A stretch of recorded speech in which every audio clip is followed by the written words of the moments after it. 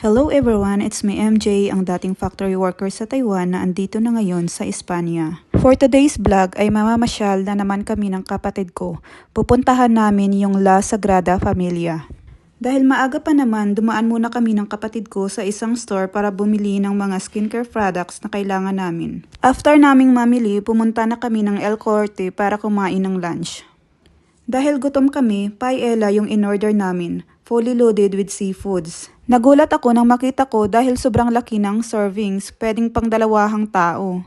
Sobrang sarap niya mga mima, kaya kahit sobrang laki ng servings nila, naubos ko. Kaya pala it is one of the best known dishes in Spanish cuisine. Umorder na din pala kami ng 1 slice of cake for our dessert.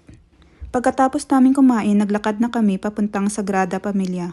Gusto sana ng kapatid ko na sumakay ng bus para mabilis kaming makarating, pero gusto kong maglakad kasi nai-enjoy ko yung view na dinadaanan namin. Nagpahinga muna kami pagkadating namin ng Sagrada.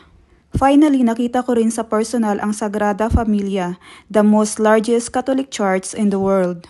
Hanggang ngayon, ongoing pa rin yung construction ng Sagrada. Hindi muna kami ngayon pumasok sa loob ng Sagrada, kaya tamang picture at video na lang kami sa labas. 50 euro pala yung entrance fee. Yung free mass nila ay Sunday, 9 ng morning. After naming maikot yung Sagrada ay napagpasyahan na naming umuwi.